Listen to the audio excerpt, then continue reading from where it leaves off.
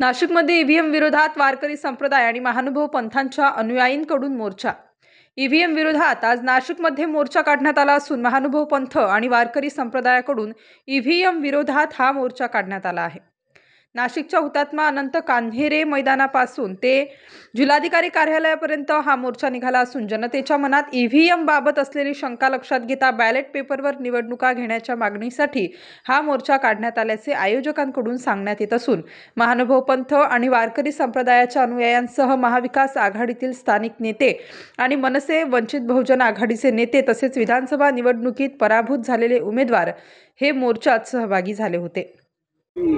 असं आहे की राज्यभर विधानसभेच्या निवडणुकी झाल्यानंतर एक फार मोठा रेटा जनतेमधनं आणि आपले मतं कुठे गेले याबद्दल साशंकता निर्माण करण्यात येते। जेव्हा आम्हाला समजलं की परमार्थिक क्षेत्रामध्ये धार्मिक क्षेत्रामध्ये काम करणाऱ्या संघटना पुढे येऊन याबाबत आवाज उठवत आहेत, तेव्हा त्या तर आम्ही निवडणुका स्वतः लढवलेलं, त्याचे बाधित आम्ही झालेलं चर्चा आमच्याही मतदारसंघामध्ये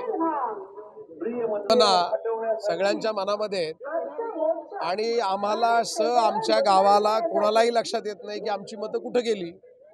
जेव्हा हे सगळं बघितलं, ही लोक पुढे येत आहेत, तेव्हा आमच्याही मतदारसंघातल्या लोकांच्या रेट्याप्रमाणे जसं JP सर म्हटले तसं आम्हालाही लोक म्हणतायत की आपण पण सामील होऊया।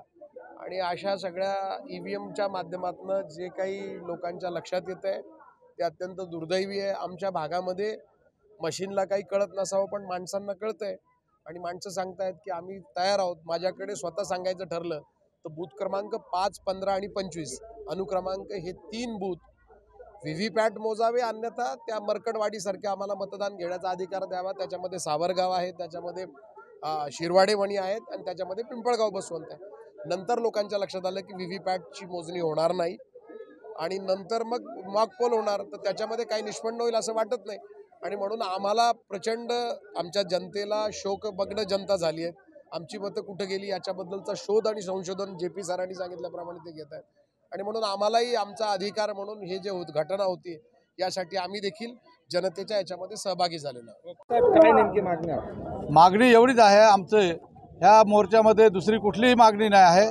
फक्त EVM मशीनने जे काही एकंदरीत चमत्कार केलेला आहे, जे गॅरंटेड उमेदवार निवडून येणारे होते विधानसभेला ते सगळे पडलेले आहेत आणि एकतर्फी निवडणूक झालेली आहे आणि म्हणून EVM मशीनवरती जे इलेक्ट्रॉनिक पद्धतीने जे मतदान केलं जात आहे त्याच्यामध्ये हेराफेरी झालेली आहे, हे सगळ्या लोकांना कळलेलं आहे आणि म्हणून कुठल्याही निवडणुकीमध्ये याच्यापुढे EVM मशीन वापरता कामा नये अशा प्रकारची मागणी घेऊन आम्ही इथे जातोय।